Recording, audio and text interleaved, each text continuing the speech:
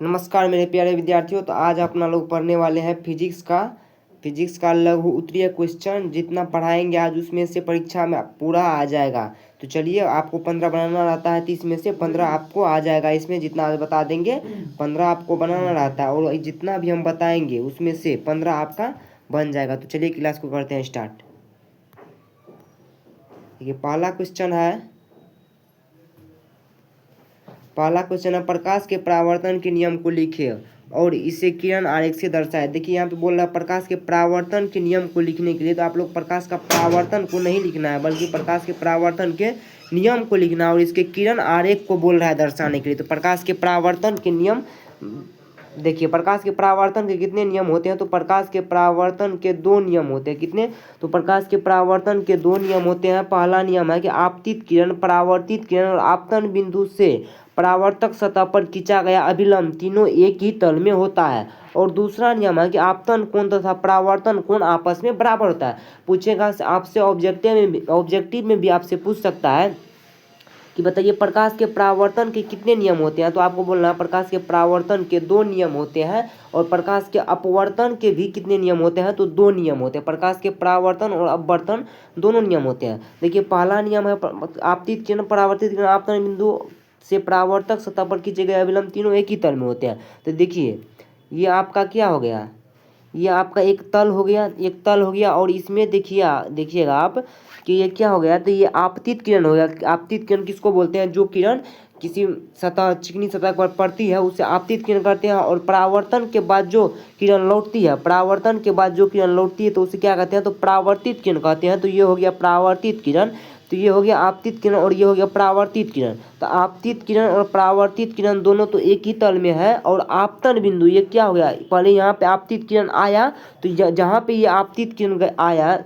टकराया, मान चलिए यहाँ पे आपतित किरण टकरा गया, ये आपतित किरण यहाँ पे टकराया, तो आपतन बिंदु ये न हुआ। आपतन बिंदु जब ये हुआ, तो आपतित किरण और परावर्तित किरण के बीच आपतन बिंदु पर डाले गए लंब, क्या? तो आपतन बिंदु पर डाले गए लंब तीनों एक ही तल में होते हैं। ये तीनों क्या होते हैं? तो एक ही तल में होते हैं। देखिए यही परावर्तक सतह पे तीनों है, तो क्या? तो तीनों एक ही तल में होते हैं। और दूसरा नियम कह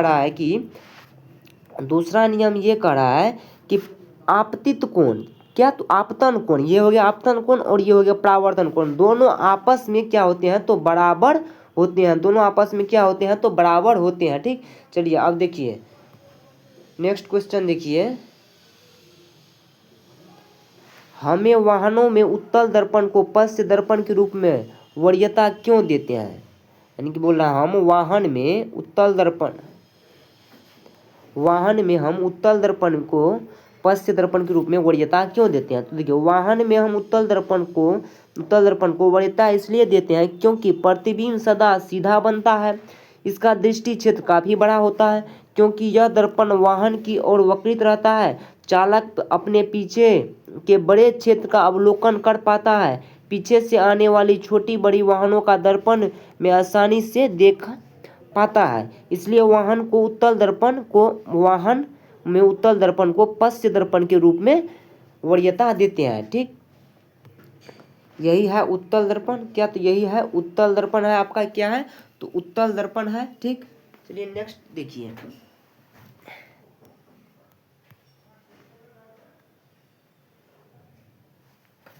नेक्स्ट क्वेश्चन है अवतल दर्पण। क्या? तो अवतल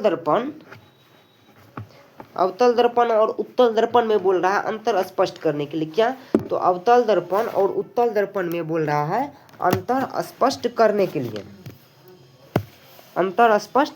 लिए। तो उत्तल दर्पण में देखिए, तो उत्तल दर्पण का क्या होता है? तो उत्तल दर्पण का परावर्तक सतह बाहर की ओर वक्रित रहता है।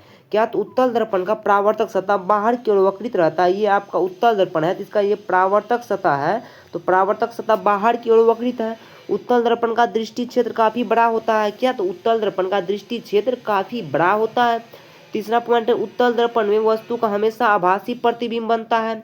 और चौथा है कि यह दर्पण वाहन के साइड मिरर के रूप में काम आता है। क्या? तो साइड मिरर के रूप में, वाहन के साइड मिरर के रूप में काम आता है। क्या? ठीक, चलिए नेक्स्ट देखिए। उत्तल दर्पण देख लिए, अवतल दर्पण देखिए। अवतल दर्पण का परावर्तक सतह भीतर की ओर वक्रित रहता है। ये हो गया अवतल दर्पण, तो ये इसका परावर्तक सतह है तो किधर वक्रित है, तो ये भीतर की ओर वक्रित है। दूसरा पॉइंट, इसकी दृष्टि क्षेत्र उत्तल दर्पण की तुलना में काफी कम होता है। क्या, तो अवतल दर्पण का जो दृष्टि क्षेत्र होता है, क्या, अवतल दर्पण का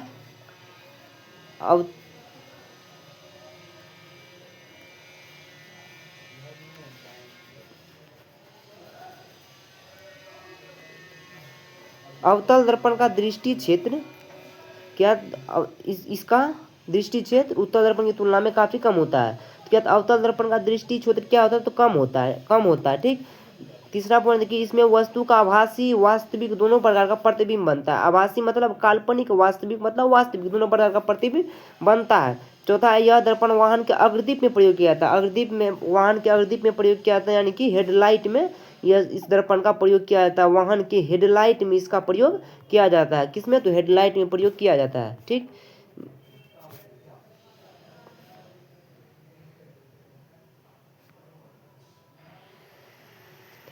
देखिए क्वेश्चन नंबर 4 है कि उत्तल लेंस में 2f या वक्रता केंद्र पर रखे बीम के प्रतिबिंब बनने की रेखा चित्र खींचे। प्रतिबिंब की प्रकृति, आकार, स्थान को बतावे। क्या बोल रहा है, उत्तल लेंस में 2f या वक्रता केंद्र पर रखे बीम के प्रतिबिंब खींचने के लिए बोल रहा है। तो साइड में आप लोग पहले बीम का प्रतिबिंब खींच दीजिएगा। देखिए ऐसे कैसे खींचा हुआ है प्रतिबिंब आप लोग को होता है खींचने के लिए, और तब इसके बाद इसका आप क्या लिखिएगा, तो प्रकृति, आकार तथा स्थान लिखिएगा। तो क्या होता है, तो प्रतिबिंब का आकार वस्तु के आकार के बराबर होता है। दूसरा, प्रतिबिंब वास्तविक होता है। प्रकृति इसका क्या होता है, प्रकृति इसका वास्तविक हो गया। तीसरा, यह प्रतिबिंब लेंस के दाईं और 2f पर ही बनता है, तथा लेंस से वस्तु की दूरी, लेंस से प्रतिबिंब की दूरी बराबर होता है। जितना वस्तु का दूरी है उतना ही प्रतिबिंब का दूरी रहेगा। ठीक।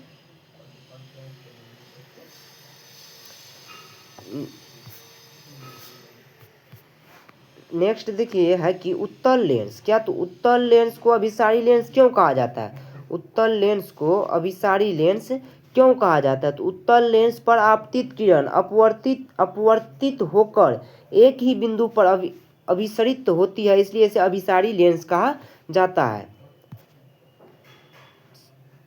क्वेश्चन नंबर 6 देखिए। क्वेश्चन नंबर 6 है, प्रकाश के अपवर्तन क्या है, इसके नियम को लिखिए। अब यहाँ पे प्रकाश का अपवर्तन लिखिएगा। तो प्रकाश का अपवर्तन क्या है, जब एक माध्यम से प्रकाश की किरणें दूसरे माध्यम में प्रवेश करती है तो इसके मार्ग में विचलन होता है। इस परिघटना को प्रकाश का अपवर्तन कहते हैं। हवा माध्यम से प्रकाश की किरणें कांच माध्यम में प्रवेश करती है तो अभिलंब की ओर मुड़ जाती है। क्या, तो अभिलंब की ओर मुड़ जाती है। देखिए या तो दूसरा तरीका से ऐसे बोल सकते हैं आप इसका आंसर, कि जब प्रकाश की किरण एक पारदर्शी माध्यम से दूसरे पारदर्शी माध्यम में जाती है, वह अपने दिशा से मुड़ जाती है। इसे ही प्रकाश का अपवर्तन कहते हैं। क्या, इसे ही प्रकाश का अपवर्तन कहते हैं। और प्रकाश के अपवर्तन की घटना पर, किसके, तो प्रकाश के अपवर्तन की घटना पर कैमरा, सूक्ष्मदर्शी, दूरदर्शी इत्यादि कार्य करते हैं। आपसे पूछेगा कि कैमरा किस घटना पे कार्य करता है, कैमरा किस घटना पे काम करता है, ऑप्शन में देगा प्रकाश का परावर्तन, प्रकाश का अपवर्तन, और दूसरा ऑप्शन दे देगा। तो आपको मानना है प्रकाश के अपवर्तन पर। क्या, तो प्रकाश के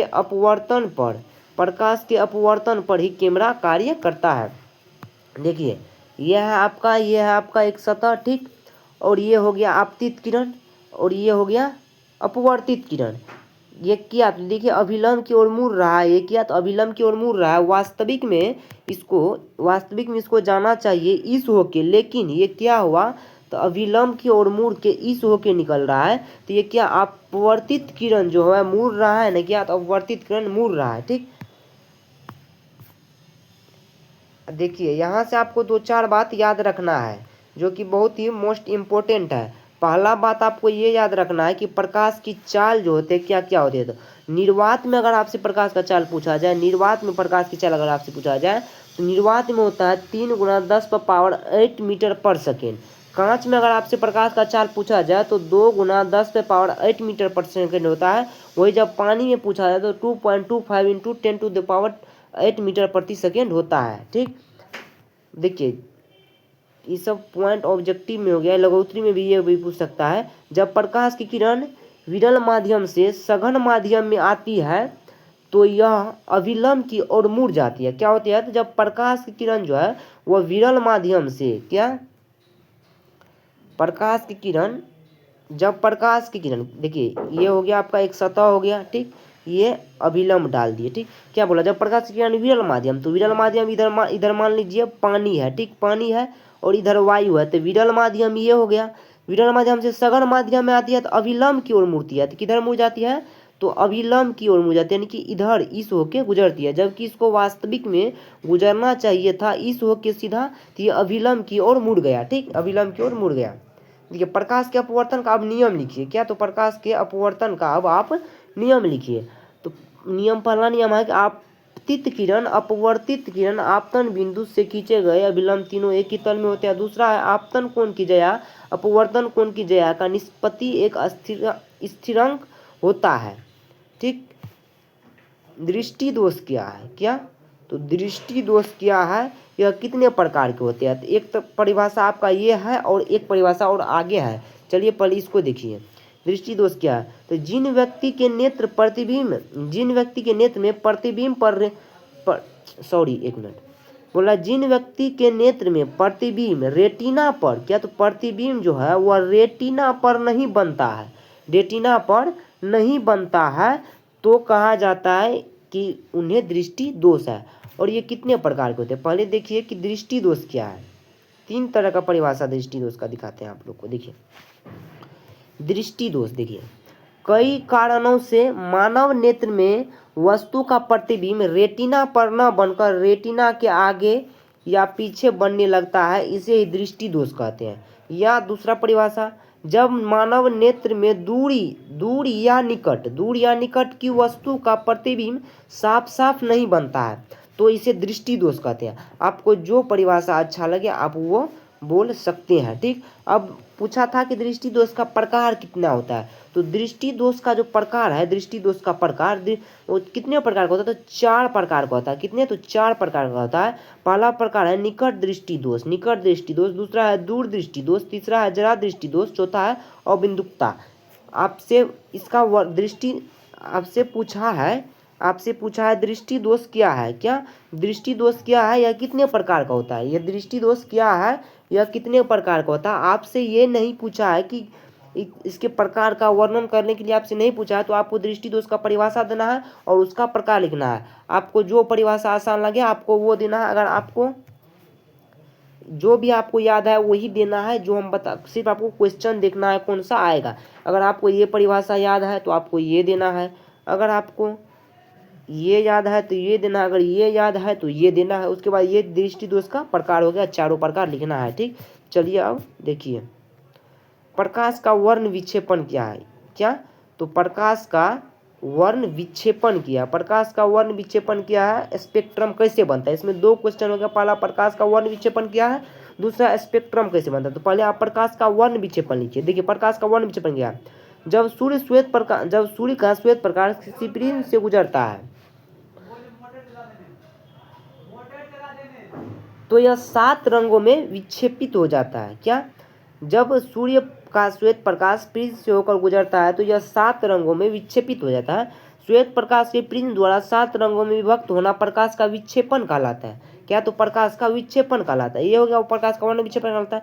ये 7 रंग बैगनी, नीला, आसमानी, हरा, पीला, नारंगी और लाल वर्ण की किरणें का विचलन न्यूनतम और बैगनी वर्ण की किरणें का विचलन महत्तम होता है, ठीक, महत्तम होता है। विचलन महत्तम होता है। उन रंगों को एक पर्दे पर उतारा जाए तो पर्दा वर्णपट कहलाता है। क्या? तो पर्दा वर्णपट कहलाता है, ठीक। अब देखिए क्वेश्चन देखिए पहले आप, तारे क्यों टिमटिमाते हैं? अब इसका आंसर देखिए आप।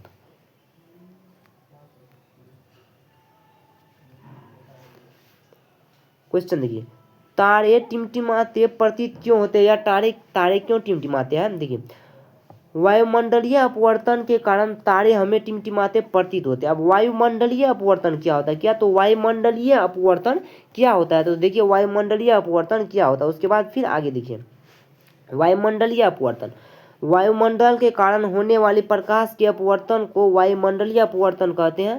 तारे जो है वो वायुमंडलीय अपवर्तन के कारण ही टिमटिमाते हैं। क्यों? तो तारे वायुमंडलीय अपवर्तन के कारण ही टिमटिमाते हैं। अब देखिए, वायुमंडलीय अपवर्तन के कारण तारे हमें टिमटिमाते प्रतीत होते हैं क्योंकि तारे और हमारे आँखों के बीच ठंडी एवं गर्म हवा का वायुमंडल होता है। क्या? तो तारे जो होते हैं और हमारे आँख जो होते हैं उसके बीच ठंडी एवं गर्म हवा का वायुमंडल होता है। ठंडी हवा सघन माध्यम एवं गर्म हवा विरल माध्यम का कार्य करती है, जिसके कारण तारे के प्रकाश हमारे आँख तक पहुँचने से पहले कई अपवर्तन होते हैं। यानी कि तारे का जो प्रकाश है आँख तक पहुँचने से पहले ही कई बार उसका क्या हो चुका होता है, तो उसका अपवर्तन हो चुका होता है। तो अपवर्तन के कारण ही तारे अपनी वास्तविक जगह से झिलमिलाते प्रतीत होता है। आपसे ऑब्जेक्टिव में पूछेगा तारे क्यों टिमटिमाते हुए प्रतीत होते हैं, तो तारे वायुमंडलीय अपवर्तन के कारण ही टिमटिमाते प्रतीत होता है। ठीक, देखिए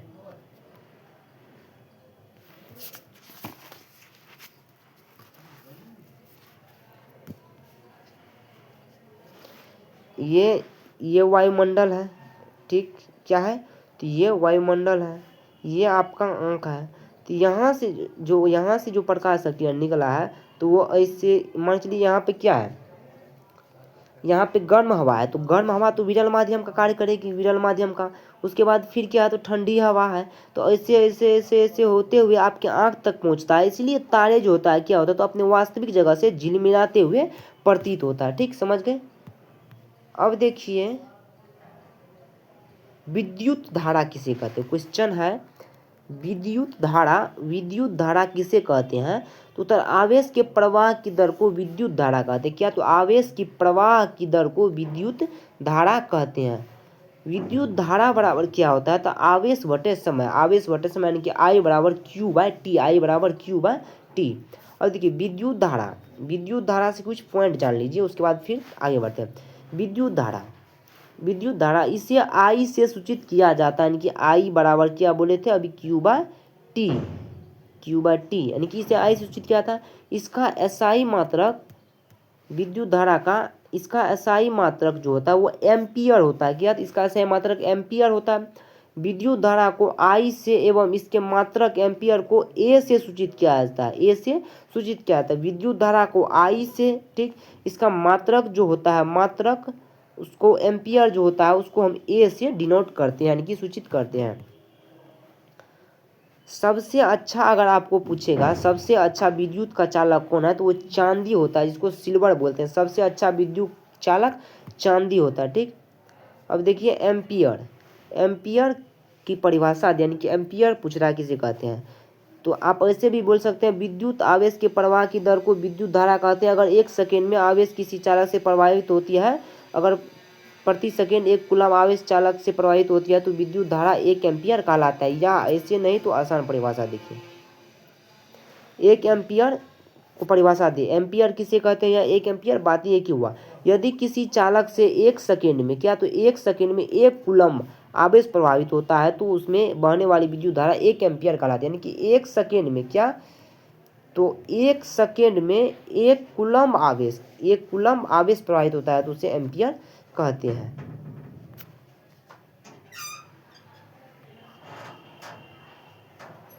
अब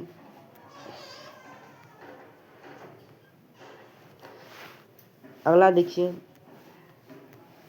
बोला उस युक्ति का नाम लिखिए जो किसी चालक के सिरे पर विभवांतर बनाए रखने में सहायता करती है। तो किसी चालक के सिरे पर विभवांतर बनाए रखने में सेल अपनी संचित रासायनिक ऊर्जा नियमित रूप से खर्च करता है, जिससे विद्युत धारा निश्चित रहती है और चालक के सिरों के बीच विभवांतर बना रहता है। यह परिवर्तित प्रतिरोध द्वारा संपन्न होता है।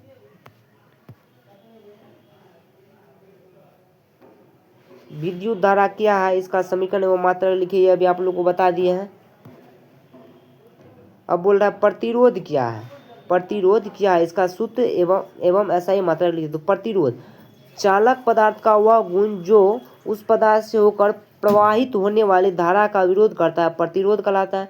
इसे प्रायः कैपिटल आर से सूचित किया जाता है, यानी कि प्रतिरोध को बड़ी आर से सूचित किया जाता है। इसका सूत्र होता है यानी कि आर बराबर होता है V/I। इसका SI मात्रक ओम होता है। या तो प्रतिरोध का परिभाषा आप ये बोले, ठीक। इसका सूत्र हो गया क्या, तो सूत्र यहाँ पे इसका ये हो गया प्रतिरोध का परिभाषा यहाँ तक हो गया, ठीक, यहाँ तक हो गया। इसका सूत्र ये हो गया, इसका SI मात्रक ये हो गया। प्रतिरोध का परिभाषा आप दूसरा भी बोल सकते हैं कि प्रतिरोध किसी चालक का वह गुण है जो अपने में से होकर बह रहे विद्युत धारा का विरोध करती है। यानी कि ये आपका एक तार है, ठीक। क्या, तो ये आपका एक तार है और इसमें से विद्युत धारा जा रहा है, तो विद्युत धारा को जो विरोध करेगा, जाने के लिए नहीं देगा, उसी को बोलते हैं प्रतिरोध। ओम का देखिए, ओम का ये होता है चिन्ह, ओम का चिन्ह ऐसे करके ऐसे कीजिए, ऐसे ये हो गया क्या, तो ओम हो गया। अब बोल रहा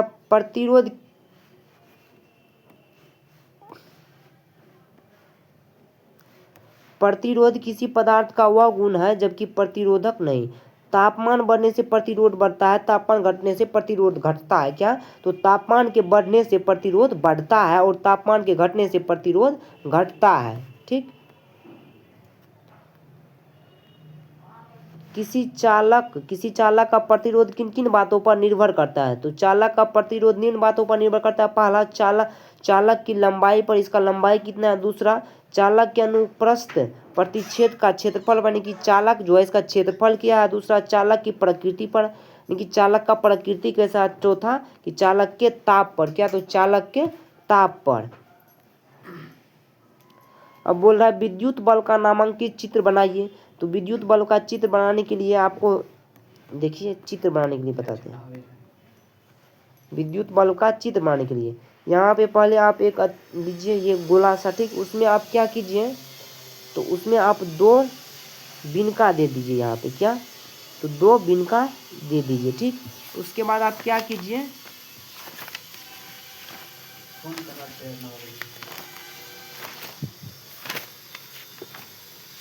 एक मिनट रुक जाइए। उसके बाद आप क्या कीजिए, उसके बाद आप एक यहाँ पे लीजिए, ऐसे करके तार निकालिए, ठीक। उसमें से फिर ऐसे कीजिए, ऐसे यहाँ पे क्या बना दीजिए, टंगस्टन बना दिए, ठीक। उसके बाद अब इसको क्या कीजिए, अब इसको क्या करना है, तो एक कांच से इसको ढक देना है। ये जो आपका जो ये बटन हो गया, ये जो आपका ये दोनों हो गया, इस दोनों को बोलेंगे स्पर्शक बटन। क्या, तो स्पर्शक बटन बोलेंगे, ठीक। उसके बाद इसको बोलेंगे धातु की टोपी। ये क्या हो गया, तो ये हो गया फिलामेंट। क्या, तो फिलामेंट ये हो गया फिलामेंट।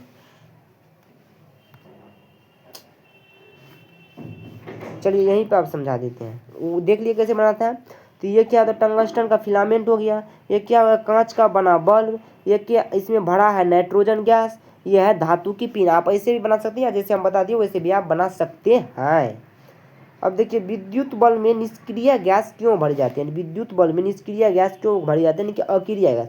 तो विद्युत बल्ब कांच का बना होता है, इसके अंदर टंगस्टन का तार बना टंगस्टन तार का बना तंतु होता है। तंतु वही फिलामेंट बोलते हैं, या तंतु लिखिए या फिलामेंट लिखिए।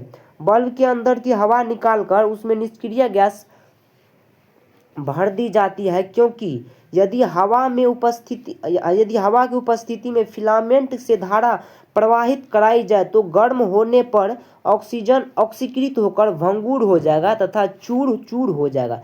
निष्क्रिय गैस होने से टंगस्टन के फिलामेंट वाष्पित नहीं होता है एवं निरंतर बल्ब से प्रकाश प्राप्त होते रहता है।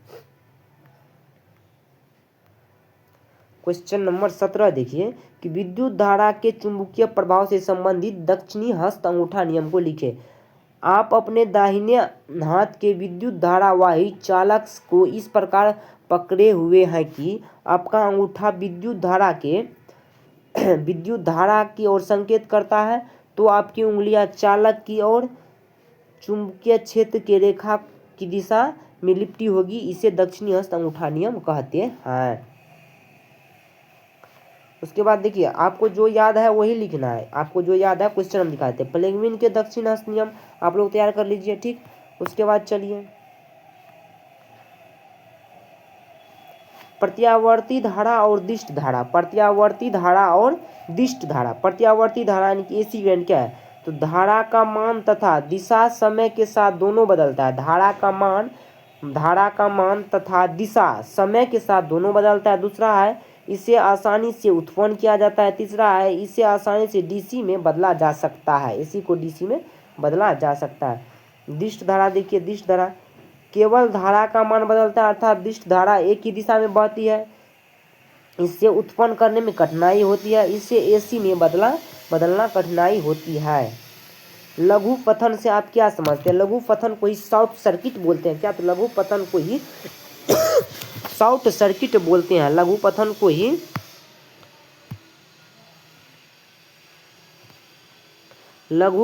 को ही हम शॉर्ट सर्किट बोलते हैं। लघु पतन को ही शॉर्ट सर्किट बोलते हैं। देखिए तो लघु पतन से आप क्या समझते हैं? कभी कभी विद्युत परिपथ में गर्म तार क्या, तो गर्म तार को ठंडे तार आपस में सट जाते हैं। गर्म तार और ठंडे तार आपस में सट जाते हैं जिससे परिपथ का प्रतिरोध लगभग शून्य हो जाता है तथा परिपथ में विद्युत धारा की प्रबलता काफ़ी बढ़ जाती है। परिणाम यह होता है कि परिपथ से जुड़ी उपकरण काफ़ी गर्म होकर नष्ट हो जाता है। परिपथ इस प्रकार की घटना को लघु पथन कहते हैं, यानी कि शॉर्ट सर्किट कहते हैं। देखिए यहाँ पे क्या हुआ, यहाँ पे लघु पथन हुआ तो जल गया, ठीक। उसी तरह से देखिएगा कि आप यहाँ पे लघु पथन हुआ तो यहाँ पे भी जल गया।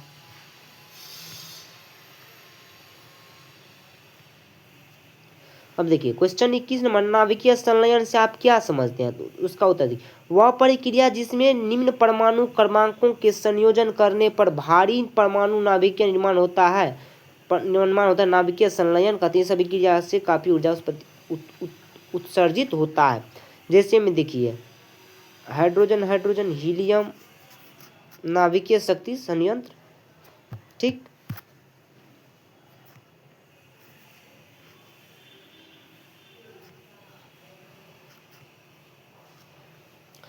क्वेश्चन 22 है, नाभिकीय विखंडन से क्या समझ? नाभिकीय विखंडन अभिक्रिया एक ऐसी अभिक्रिया है जिसमें भारी नाभिक क्या, तो भारी नाभिक परमाणु जैसे यूरेनियम, प्लूटोनियम अथवा थोरियम हो गया, ये सब हो गया, के नाभिक को निम्न ऊर्जा न्यूट्रॉन से बमबारी कराकर हल्के नाभिक में तोड़ा जाता है। इससे विशाल मात्रा में ऊर्जा मुक्त होती है। इस मुक्त ऊर्जा का उपयोग भाप बनाकर विद्युत उत्पन्न करने में किया जा सकता है, ठीक।